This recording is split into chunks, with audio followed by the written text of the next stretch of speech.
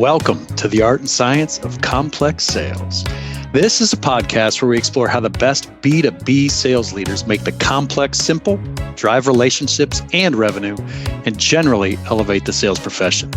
In this podcast, we're bringing together sales experts, thought leaders, top account executives, buyers, industry insiders, all to share their experiences and best practices for navigating the complex sales cycle. So whether you're a seasoned sales professional, a sales leader, or just starting out, you're going to find practical insights and actionable advice that you can apply to your own sales journey. Plus, we have a bit of fun. Do you know someone in sales today you would just consider a grinder? They know how to pick up the phone, get to work, and make their own lunch money. Carrie Richardson is that and more. I'm honored to have her tell her story with us on the Art and Science of Complex Sales. From selling vacuums door to door, to a fitness trainer, to a Muay Thai fighter, to successfully owning and operating two of the top sales call center operations in North America, Carrie shares her inspirational story with us today. Her grit, ingenuity, and perseverance has changed lives for the better. Make sure to stay to the end where she makes an announcement about her next move in this fascinating walk. So let's get rolling. Carrie Richardson, welcome to the podcast. How the heck are you? I'm great. I feel like I was just here 5 minutes ago. I don't know why on earth you'd feel that. Absolutely. Thanks for inviting me. I always appreciate being invited to share my story. Yeah, and truth be told, everybody, this is, we get to do 2 takes in a row, and it's actually going to be a lot of fun because we had the podcast crap out on us on the last one. So we got about halfway through. And one of the things I definitely want to dive into, though, is I love having you on because I can't wait till this gets posted on social media because your LinkedIn presence is just absolutely badass. So I got to give you props for that. Oh, thanks. I wish I could take all the credit for it, but we worked with a branding agency out of Michigan called Dexia, and we worked with them to define our archetype, and then we worked with them on a strategy.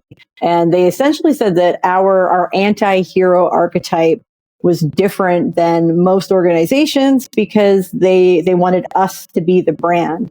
So normally you would create a process, and the process would be the thing that people buy, not the people. Because if your clients are buying you, you can't ever sell your business because everyone wants to talk to Carrie. And so a couple of years before I sold my last business, I got my name off the website. I got my face off the website. I started pushing everything over to other people. But in this case, they said, since that's not what you're planning to do, like this is your last rodeo and you guys are the brand, we want pictures of you everywhere. Nice pictures, professional pictures. Like you have to look glamorous. You have to look like you're having a good time. And I mean, obviously that was no problem for us. So they said we want people should want to hang out with you, and they should want to know how can they do that all the time, and how are you in these cool places, and why are you doing all this cool stuff, and how do you run your business while you do all that? People should want to be really curious about how could I do that? How come my business has me sitting at my desk for 15 hours a day, and these two are all over the world and driving around in a van, and that's what they were going for. So I think that we did that really well, but we really have to give props to Adam Bird and the team over at Dexia. They were fantastic. Well, they killed it. Because actually, I do wonder that. Like, I do absolutely wonder that. And that's one of the reasons you're on is because I absolutely love that presence. But I've had a chance to talk with Ian a fair bit. By the way, Dexia, one of the best things that you did was you had a picture of him with this poppin' red watch on. And for some reason, that just absolutely sticks out in my memory. Like a picture, it was both of you together, and he's got this red watch on. And I'm like, I'm not a watch guy, but that's really dang cool. That is a Hublot made with the same paint that they paint Ferraris with or something. I don't know. I bought it for Ian after I sold my business. Yeah. And it was a present, and I went into the store and I pronounced it Hublot, and they didn't even correct me. They happily took my money and they let me pronounce it that way the whole time. And what I wanted them to do was deliver it to dinner. Like we were having dinner that night. I'm like, can you have someone bring it over and just bring it with the check at dinner? And they're like, we can't take a $30,000 watch to a restaurant. No, you're going to have to come in. So we actually had gone, we were in Las Vegas, and he was admiring it in the window of a different store. And we went in, they're like, no, they're unavailable. And I was like, well, could you call some of the other stores? And we were dressed kind of schlubby, Yeah. we just gone to the gym or something. They're like, no, I'm sorry, we can't help you. And then we saw it in this is a great sales story for people. We saw it in the window of the Hublot at Caesars. And that we went in and they're like, can we help you? Would you like some water? Would you like to look at this? Can we show you anything else? And I guarantee you, if we ever buy another fancy watch, we're going right back to see Carmen at the Hublot at Caesars. But that was a super day. I love that day. That sounds like a good day. That's like It's a good day for Ian, too. Yeah, it sounds like a good day all around. Like that's a business sold, a nice watch. And tell me a little bit about why that was a good sales experience and how that ties into your definition of sales. Well, it's just not, so don't cherry pick, right? Don't prejudge. Don't let, I like to let people tell me that they're not interested. I'm not going to assume that they aren't interested. And I know that, as a telemarketer, my background is in telemarketing. You can go through your leads list and like kind of recognize it and like, oh, Deloitte, no, they're not going to take my call. Or like you can go through all these like, oh, they're not going to talk to me. Like, no, everybody is going to talk to me. I'm going to call all of them. If it's on the list, I'm going to call it. And that was one of the best things about running a telemarketing agency with employees that weren't necessarily career focused, right? They didn't know what Deloitte did. They just knew Deloitte was on the list and they had to call them. Yeah. So there wasn't all they didn't spend 30 minutes researching who the CRO of XYZ software company is. Like, no, is it on the list? Call them, deliver the message, do your objection handling, schedule an appointment, right? Like they had no idea who most of the companies that they were calling were or what they even did. And they didn't care. All they knew is they had a goal to hit and they were going to call everybody on the list. And if they didn't call everybody on the list, they were going to get canceled. So, well, that's a great. There's a huge lesson to be learned there, right? It's you got to set aside any sort of fear and prejudgment and dive in and understand, right? And let's start at the beginning of Carrie in sales. How did you said you're in telemarketing. You said you had a couple of companies. We got some foreshadowing here. We got some ground to cover. So tell me the beginning.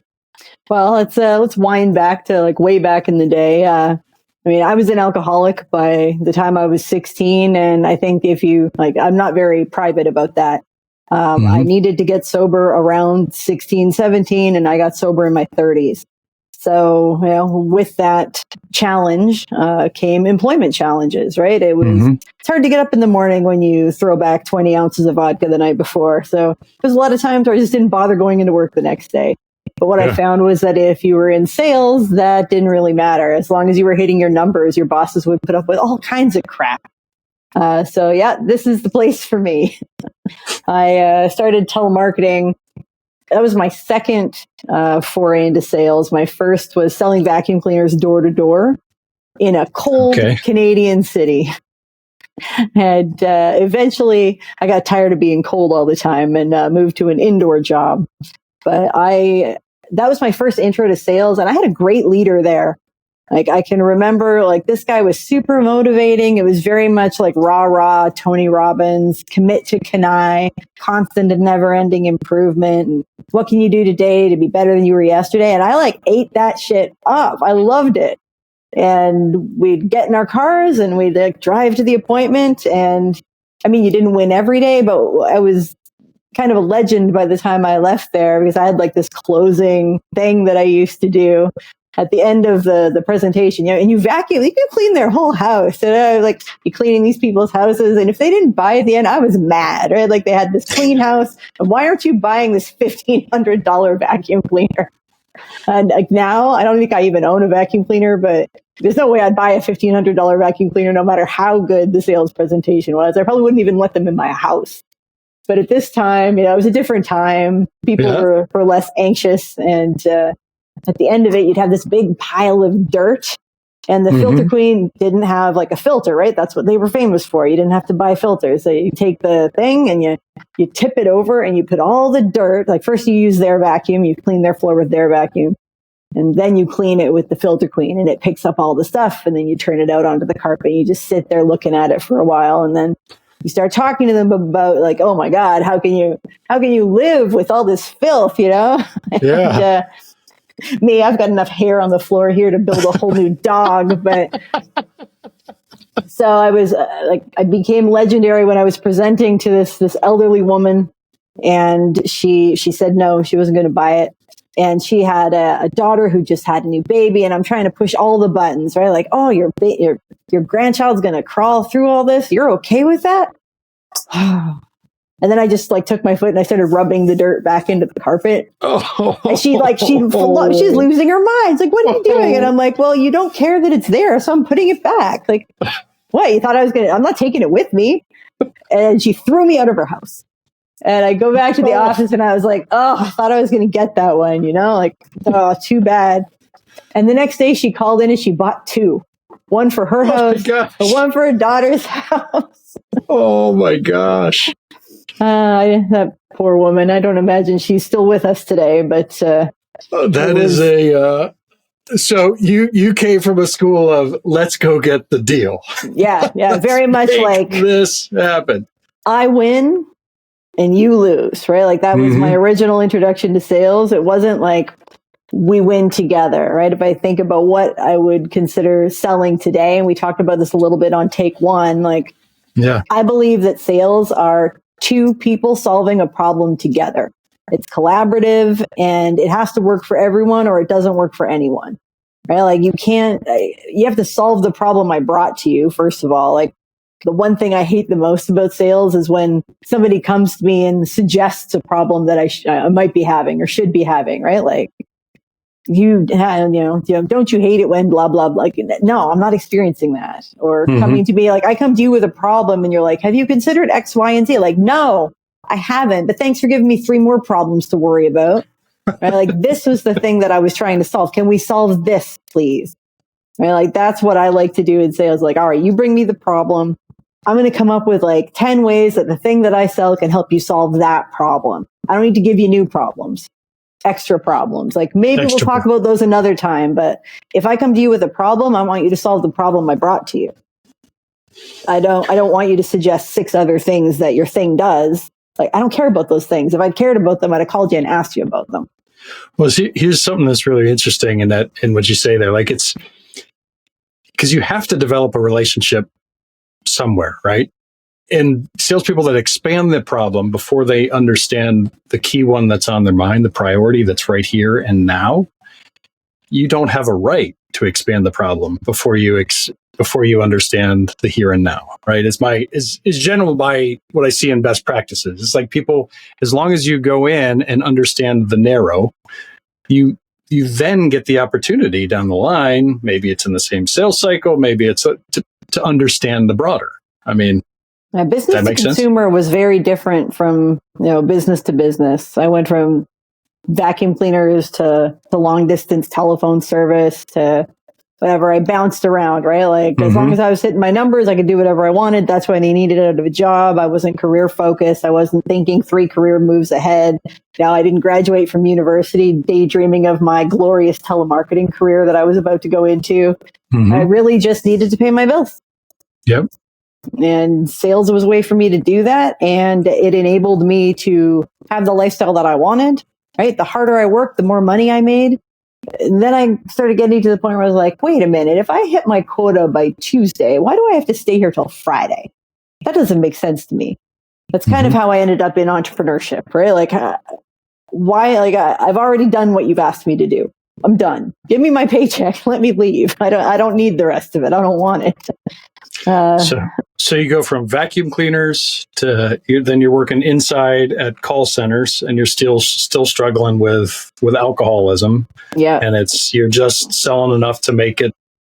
Well, you're succeeding obviously at every job you go to, but it's just long enough to make it until the next job. Am I getting that pretty right? much fail upwards, right? I hit my numbers for 7 or 8, 9 months, and then I look for a place that's got a higher base because I know I'm going to get fired soon because I'm unreliable. Regardless of whether or not I'm hitting my numbers consistently, you can't let somebody not come to work for weeks at a time. It's going to ruin your entire sales department. I wouldn't allow that to happen in my sales team now. But back in the day, you could get away with a lot more. Plus, you could go out for lunch in the middle of the day and get hammered with your clients back then. sales was glorious until it wasn't. And it wasn't like I woke up one day and thought, gee, today's the day I quit drinking. I woke up and I was like, all right, we're 3 interventions in here and everything is the worst. And I can't imagine what the rest of my life is going to look like. And I don't want to do this anymore. And I started going to a 12-step program. And I did outpatient rehab and I did, cold turkey detox, and that was not pleasant. And afterwards, I couldn't go back into sales. Right? Like sales was something that I associated very, very closely with alcoholism. Like everybody drank by that time I was selling enterprise software, right? I failed my way up to enterprise software. Yeah. And, end of quarter, everybody's like drinking in the office. Nobody's going home. And I could not go back to that life again. So I became a personal trainer. I had lost 100 pounds between 2000 and 2002, like a pound a week every week for 100 weeks. Oh my gosh. Exactly the way they say you're supposed to do it, which was interesting considering I'm not really a rule follower, but I ate nothing but egg white omelets and salads and protein bars. And I started playing sports and my whole life really started changing at that point, right? I'd taken off all that drinking, puts on a lot of weight. So I had quit drinking for that 2-year period as well. And I worked with a personal trainer and I remember I loved this guy. He was super motivational and I looked forward to seeing him. And I trained, 2-3 times a week and I played sports 5-ish times a week. Started playing squash. I got really good at it. I started playing tournaments. It wasn't enough to keep me sober, but it was definitely enough to keep me out of trouble more often than not. Yeah. And so when I got sober, I thought, what am I going to do now? And so I became a personal trainer. And I started by working at a gym. They paid me $8 an hour, which was quite humbling after being in enterprise sales. I'd been making a nice 6-figure salary and I was living in Toronto. And then now I'm making $8 an hour and I have to be at the gym at 4:00 in the morning to clean stuff. Very humbling, but I also was broke and pretty much willing to do anything to meet this goal, which was they paid for my certifications, they paid for all my training. So I worked at this gym and in exchange, I became a certified fitness instructor, personal trainer, and yoga instructor. And now I still have my yoga certs and I travel all over the world for free. So I go and teach yoga at luxury resorts all over the world in exchange for teaching yoga. So in the middle of all this where I was stupid job, cleaning stuff, I didn't realize what it was setting me up for was free vacations for the rest of my life. So a good lesson there is every time I thought that something terrible was happening to me, something really interesting was about to happen. So I had a great mentor that once put the line out that's just coming to my head, which is effort never goes to waste. You don't know, especially when it's put towards, something self-improvement and that you never know where it's going to go. I had a great mentor as well. And it makes a huge difference. Yeah, just that is such a cool story. You just going in there and being able to do that now. That is fantastic. So you're working at the gym, you're getting all these certifications, you're kicking butt with that at $8 an hour. Yeah. But where do you get back into sales? How does this? Is that at the gym? So the gym asks me, will I cover a shift for somebody selling personal training? They're going to go back to the country that they grew up in for 6 weeks. And would I cover the 6-week period for them? And they knew from my resume that I'd had training experience. And the gym that I worked at, was fully aware of my recovery because, I had commitments that I had to keep I have to go to meetings and I have to go to outpatient and I have to do all this other stuff. And they were very accommodating, very supportive. It was a great organization to work for.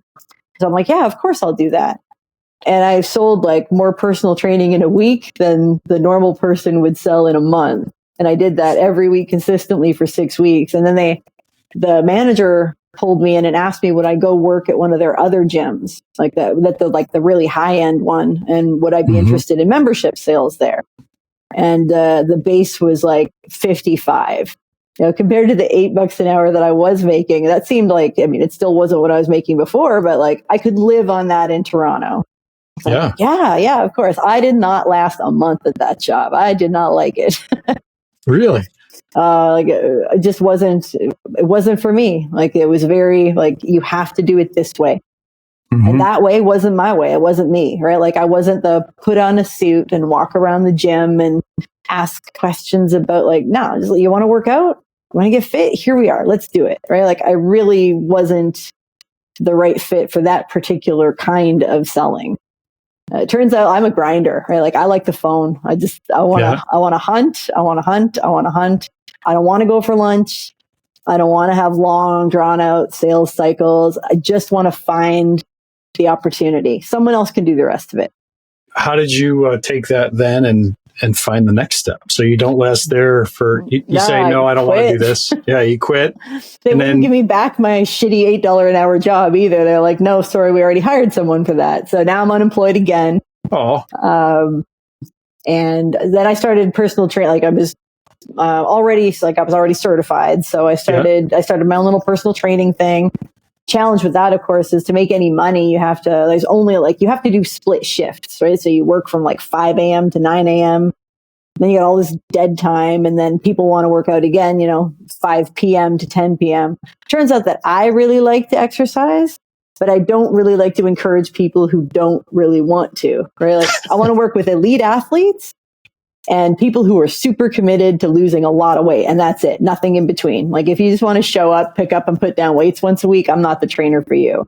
And I ended up, I wanted to learn how to box, because they had boxing classes at this gym, but it was like a high-end fancy gym. So it wasn't like boxing.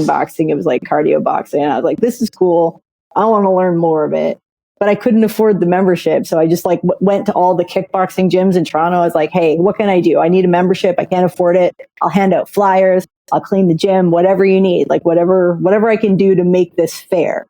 And they said yes. So that's how I got into Muay Thai. And then I ended up in Thailand. So whatever I'm going to do a lot of it. And I'm going to do it until I'm the best possible at it. Like, whether I'm making money at it or not, like, if it's my thing, it's my thing, and I'm doing it exclusively. Holy shit. So you're a grinder. So Muay Thai, you end up in Thailand. This is one of the better stories I've ever heard, I think. You end up in Thailand. What do you do there? I lived and trained at a gym in a really shitty part of Bangkok. Okay. And my plan was that it was to be there for a year, but I only made it a couple of months. I found Thailand very isolating. I learned how to speak the language, but it just wasn't like it was me. And there was a couple of Americans that came in and out of the gym, but it was just me and 15-year-old Thai boys at this gym. Right. And they don't really want to talk to me. I'm like, did you fight them? Oh, yeah. I got my ass kicked on the regular by these kids. Holy shit. And that's all we did all day was train, right? You go for a 10-kilometer run in the morning through smoggy, dirty, tire fire Thailand. And then you come back to the gym when the gym itself is next to a body shop where they spray paint cars all day.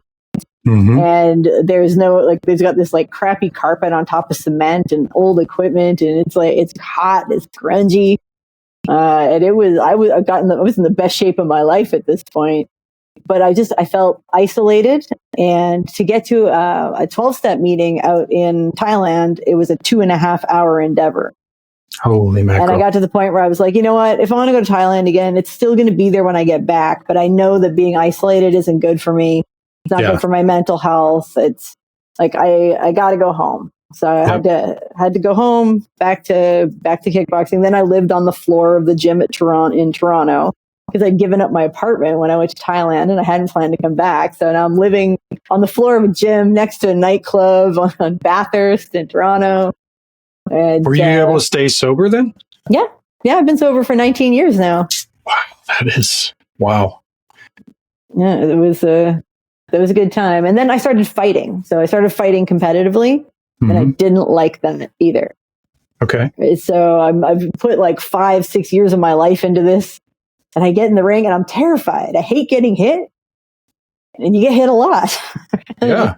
And I was very you find out if you're fight, flight, or freeze pretty quickly. And I'm freeze. Right? I didn't have that kind of fire in the belly, killer instinct. When I got hit, I was like, oh shit. this person's actually like legitimately trying to hurt me. I don't like this. This isn't like, I love training, but I don't like competing. But I had this goal. So I fought until I won a fight. That was 3 fights. It took me 3 fights to win. And that was probably a 6-month period. And then I got out of the ring after I won. And I was like, winning and losing feel exactly the same. F this, right? Gloves off. And I'm like, no more. Now what? And then I got a call.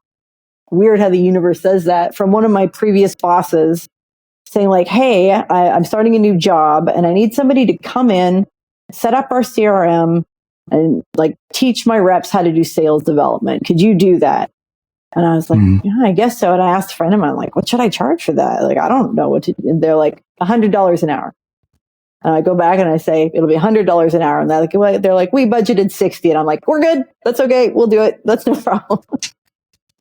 So then I followed him around for a bit, right? So every job that he'd leave every year and a half or so, and I would know that I should start getting ready because as soon as he was ready, he was going to pull me over to the next place. So I had these 3 fantastic sales development, like contractor jobs in a row. Yeah. That gave me, that kind of gave me the, like, I want to work for myself. Yeah. I don't want to go into work for someone else anymore. Like I can do this job from home or I can like, that's pretty cool. I want to do that. Well, I don't know if this is me stepping out of bounds, but that seems like it seems like in a really weird way that starts to tie in everything that you had done. Like you got to be in that type of role. I mean, I've done it, but you got to be self-sufficient. You got to know how to teach people how to win. And you got to dive in full throttle, or you don't dive in at all. I mean, you end up with a half-assed sales system. Like, I enjoyed that, and I mean, he was a good leader as well, and that makes a huge difference, right? Like when I make a choice to work for someone or with someone, I need it to be someone that I can follow, right? I have to be able to respect them. I have to enjoy being around them. I can't work in an environment where I think my boss is an idiot. I just, that doesn't work for me, right? I have to see them working and I have to like kind of want what they have, right? Like, and he is kind of the epitome of, like, I've never gotten to this phase, but he was very calm when he was selling. Like you could never tell if he was winning or losing. He was very, not monotone, just very like calm. Always. And I was like, I need some of that in my life. I never did get that calm. But that was a good 3 years. I liked it. And then I ended up I met somebody. That's how it always is. And I ended up moving to Winnipeg, getting married and having a baby. All right. So you're in Winnipeg. Yeah. This story just goes on forever.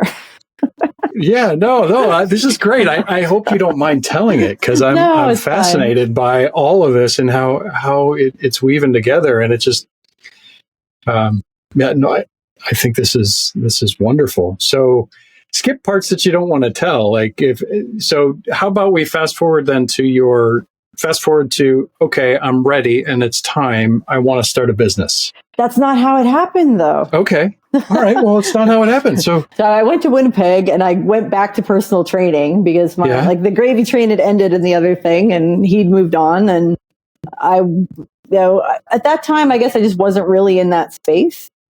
I wasn't ready to go out on my own. So it's not like I was looking for new stuff. An opportunity came up.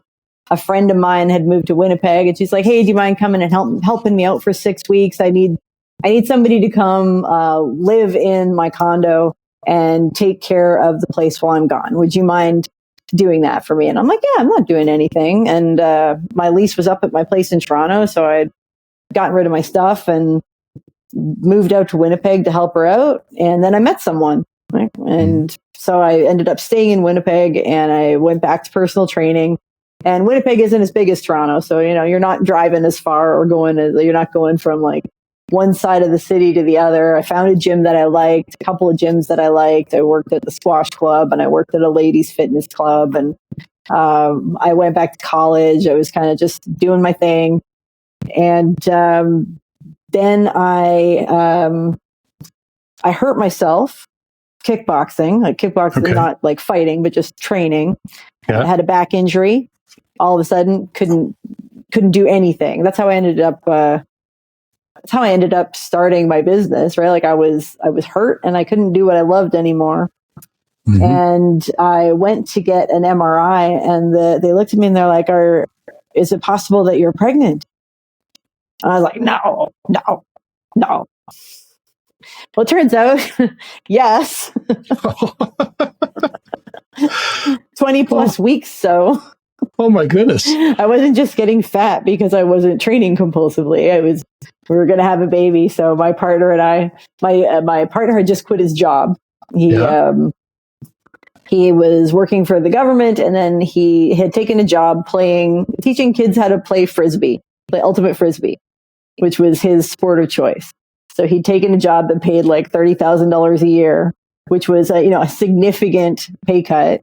We weren't expecting to have a baby, and I was like, I don't care. Take your nonprofit job as long as we can pay our mortgage. I don't care what kind of job you have. So, we both had these kind of like $30,000 a year jobs, and now I had no job and no ability to work for the next little while. I was like, what am I going to do? Like, what am I good at? What can I do? And it's like, I'm pretty good at cold calling. I bet somebody would pay me to make their cold calls. So I got the paper out and I started going through the newspaper and started calling people and asking them if they needed someone to make their cold calls for them and schedule sales appointments. And I just kept doing that until someone said yes.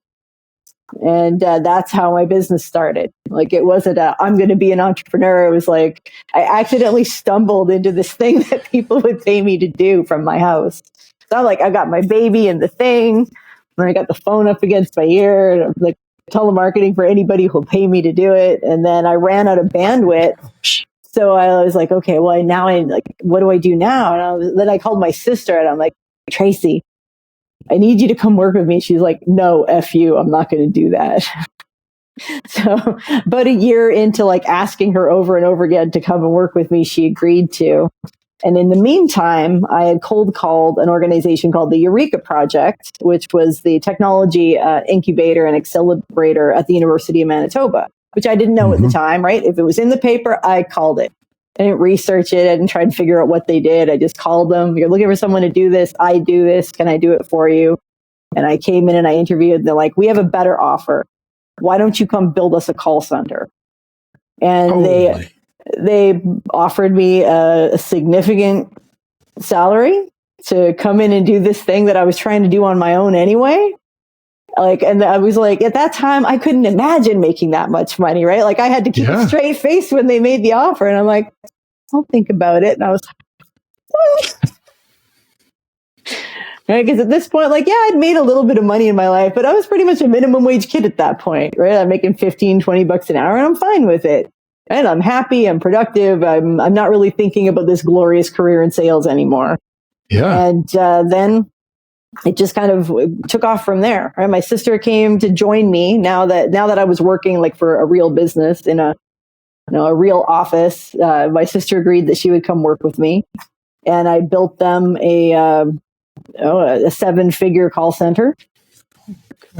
And my job was to do what I would describe as organic market validation. So startups would come into the incubator and they would pay market research companies pretty much to spit out reports that would say whatever they wanted them to say. And then they would kind of give me their pitch deck, and it would be my job to go and call the market and figure out whether or not their hypothesis had any legs. So I was not very popular at the University of Manitoba. Right? People's ideas, like people would forget very important questions like, would you pay an additional $100 a month to have this service? Right? And people are like, no, a pencil works fine. Thanks. We're good. Yeah. Right? Like, so it was a lot of that. And then as that started slowing down because the government changed its funding. So we started spinning up technology companies. We started calling technology companies and doing sales development for them. And then I identified this market managed service provider niche. And we ended up building a practice focused on managed service providers while in tandem doing this other thing. And then the government shut all the funding down for the accelerator that I was working at. And they decided to focus on a different part of the process. So before it was acceleration, now it was going to be all pre-capitalization.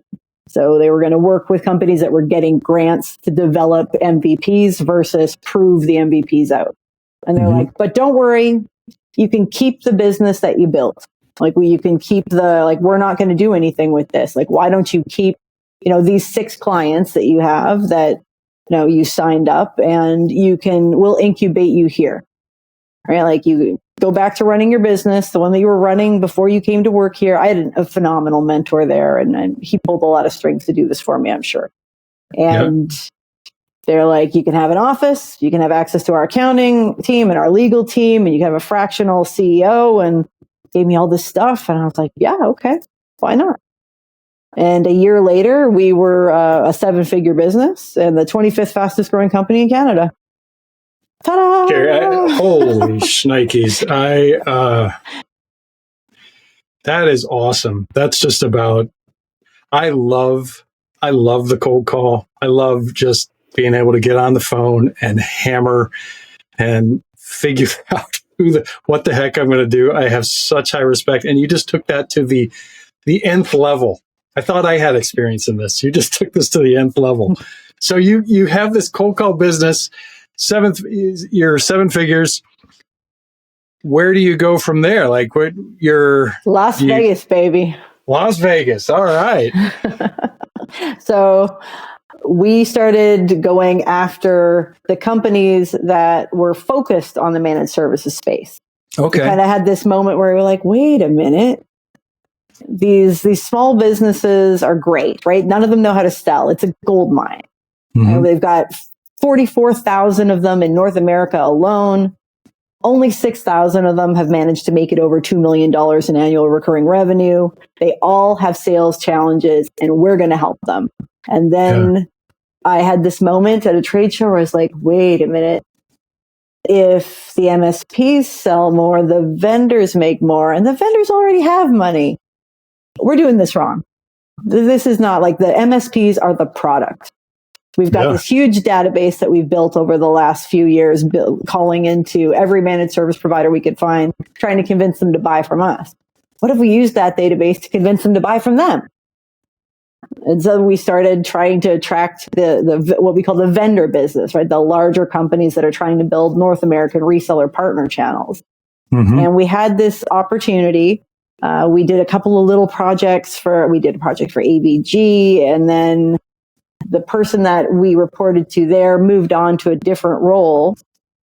And they called us up one day and they were like, hey, do you think you could do a project like this? And I was like, well, who's it for? And she said, well, I can't tell you. It's like, all right, well, what do they sell? And she's like, I can't tell you that either. But we need 100 meetings a month, every month for the next year. And I'm doing the math and I'm like, well, it's probably like $500 a meeting. We only get paid if the meetings sit. So factor in a 20% no. I'm doing the math and I was like, holy, this is the biggest contract that we've ever had. And I wasn't even sure we could do it at the time, but I was like, yeah, of course we could do it. No problem. So we signed the contract. The retainer is in. And I remember the day that happened. My sister and I were in Orlando. We were going to a trade show and we got the call. And like we pulled over to the side of the road and we're jumping up and down. Like we've just doubled our business overnight. Right? Like I'm crying. She's crying. We're screaming. We're all like amazing. And then we get the call and they're like, okay, well, we want to come and tour your call center. And I was like, wah, wah. Call center. Yeah. Okay. When? So they have assumed that we have a North American, like a US call center. We're a Canadian distributed call center at this point, but I'm not letting this get in the way of us winning this business. So I'm like, yeah, no problem. 2 weeks?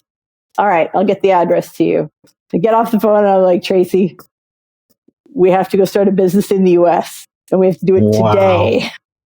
And she's like, all right, well, where? And I'm like, well, we can only fly direct to 2 cities from our city. Like, so we're going to Orlando or we're going to Las Vegas. She's like, Vegas, obviously. So we fly to Las Vegas and we get one of those like shared office spaces in the downtown project. And we get ourselves 10 Chromebooks and we buy 10 cubicles and we buy 10 office chairs and we hire 10 people off Craigslist. They come in a week and a half later to come tour the place. And I was like, anybody here says it's their first day, you're all fired. Right, we're using Wi-Fi and Chromebooks to run this call center. And they come in, they train everybody. Like we've started this, like, I don't have a social security, like everything is the worst, right? Like we have no idea how we're going to keep, like whether or not this is going to, like, but we're going to do this contract at least. Yeah.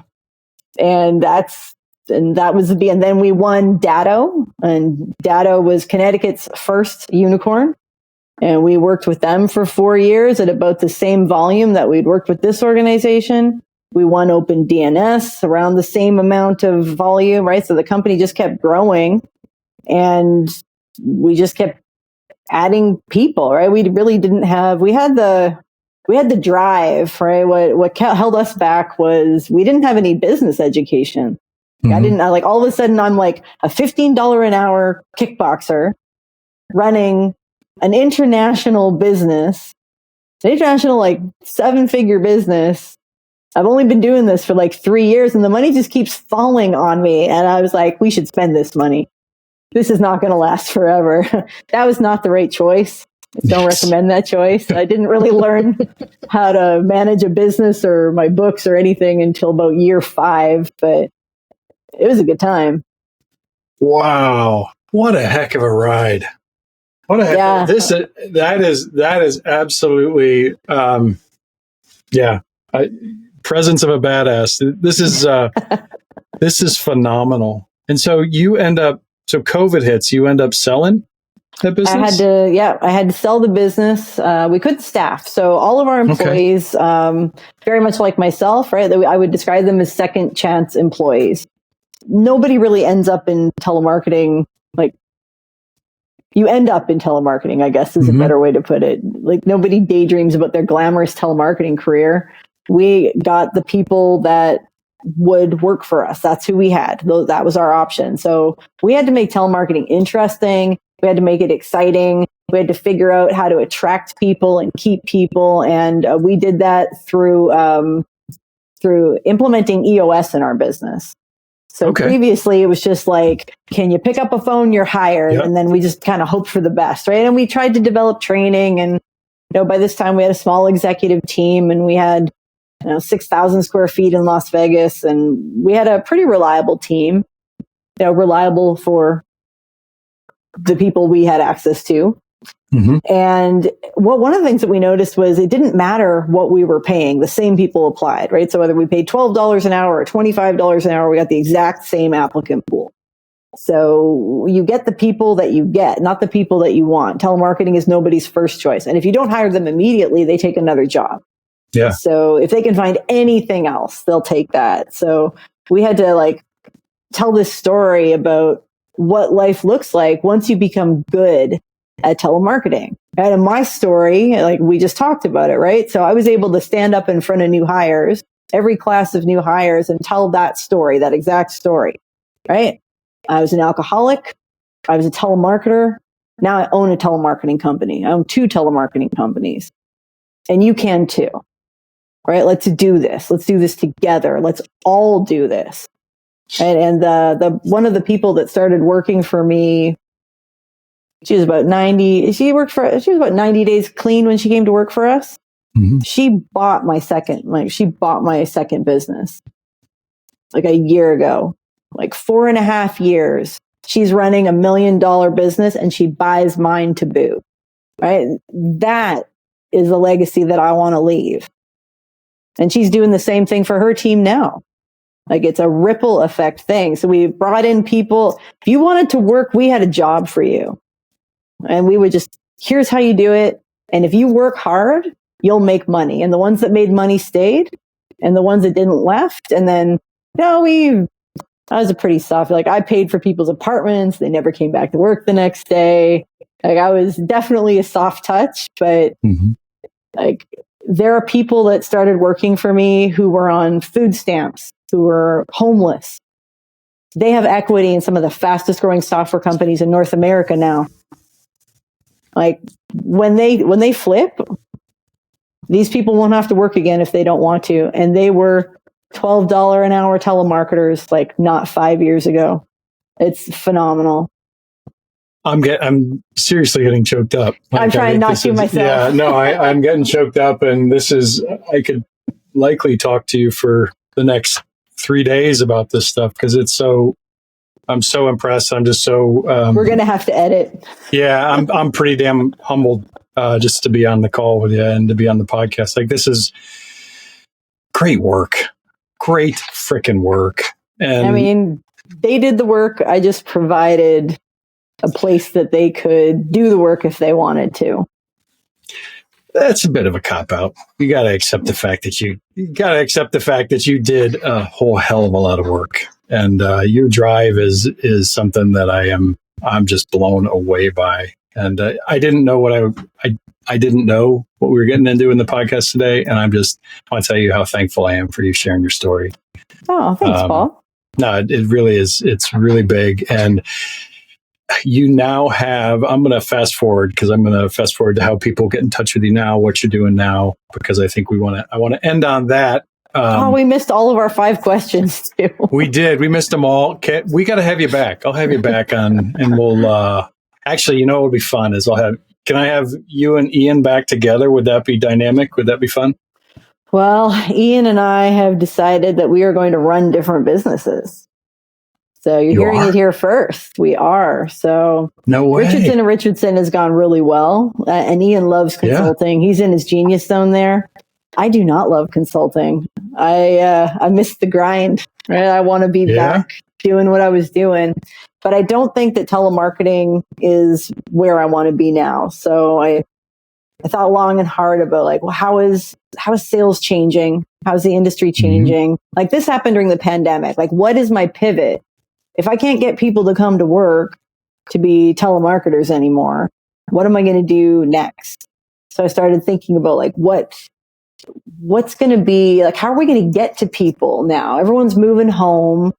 No one's answering their phones because their phones are at the office and we haven't quite figured out the rest of it yet. Like this was a very early on thing. And I thought like, okay, well, people are going to start, like, content is going to be king. Mm-hmm. And we'd already kind of started using that in our own business. And I really I liked creating content. I like talking to people. I like doing podcasts. And when I started my podcast, I realized that everybody asked to be on my podcast says yes. Mm-hmm. Why isn't everybody creating content with their prospects instead of for their prospects? And that's how Crucial came to be. So my new business is called Crucial, CROOCIAL.com. And that's what we're going to do. We're going to connect prospects, named accounts with businesses so that they can create the content that their prospects want to consume instead of spending thousands trying to figure out what the right message is. Right? Like, no, we're not going to do that anymore. We're just going to call prospects and ask them, hey, do you want to contribute a quote to this blog post that I'm writing? Hey, you want to do a webinar with me? Hey, are you interested in being on my podcast? We're going to begin relationships like that. And those people are going to share that content. They're going to read it. They're going to share it. And odds are, if I'm trying to get Paul Fuller to come on my podcast, after he is on my podcast, mm-hmm. he's going to share that podcast with other people that look just like Paul Fuller. Amen. It's going to open up whole new social circles for me. Amen. No, that's super exciting. Carrie, one of the reasons you are on my podcast is this exact same strategy. So we're hitting on the same thing because I get to have so much fun having all my partners on here and my partners' clients and brilliant. You want to do all the work afterwards? No. Brilliant. Oh, no. Because I went through 3 different podcast production companies. I like this part. This is the fun part. And that's what that's all the owners will have to do now. That's all the business owners will have to do. And I want to focus on the smaller business market, right? I like working with enterprise companies, but like being that extra $1 million they made this year is not that big of a deal. But if I can work with a small business and add $1 million to their $4 million business, that's a big deal. That's life changing. That's life-changing. So how do people get in touch with you around Crucial or around anything you're doing? You can email me at Carrie, Carrie, at Crucial, CROOCIAL.com. And stay tuned. Our website's going to launch this week. I'm pretty excited about it. So this is great timing. Awesome. Well, we'll get this up, and we will get this up and out as soon as we can to make sure that we support that. Thank you for breaking it with us. And like I said, I'm honored. It was an awesome time. And thank you so much for sharing your story with us. Oh, it was a pleasure. I hope it helps people out there who are thinking like, wow, I'm in this dead end sales job. What's my life going to look like? It's going to be awesome. It's going to be awesome. Keep shining bright, Carrie. Thanks. You're doing a really good job of it. I'll talk to you soon. All right. Thank you so much for listening to the Art and Science of Complex Sales. This podcast is sponsored by Membrane and our partners from around the globe. Here at Membrane, we believe that B2B sales is at a crossroads. Due to decades of quantity-based prospecting, information overload, and really a shift towards efficiency over service and pitching over leadership in sales, customers are saying enough is enough. They're tuning out average performers and choosing to take most of the buying journey on their own. This results in up and down sales results, forecasts that are all over the place, and salespeople that are half committed due to the fact that they're having poor results and they have an inability to truly connect with customers. We believe the road successful companies are taking to combat this is threefold. Number one, training to create leaders and executives across all areas of the team with strong habits and sales methodologies that bring value. Number two, technology that focuses and helps a salesperson succeed and reinforces great habits rather than wasting their time on filling out fields for reporting or wasting their time on spamming customers that have no interest in ever buying. Third, talent. And I'm talking about talent that's empowered and emboldened to make a difference for their customers and their companies. So where are you on that journey? Membrane and our network of partners across the globe are here to help and to elevate the sales profession. We streamline critical technology by combining CRM, training and enablement, and more into one seamless platform. We drive best-in-class methodologies through our partners. They provide the top thought leadership methodologies and resources from across the globe. And our collective efforts are dedicated to recruiting, training, coaching, and empowering, and measuring the habits of the top teams in the world to ensure success. Join us at membrane.com to learn more. And thank you so much for listening.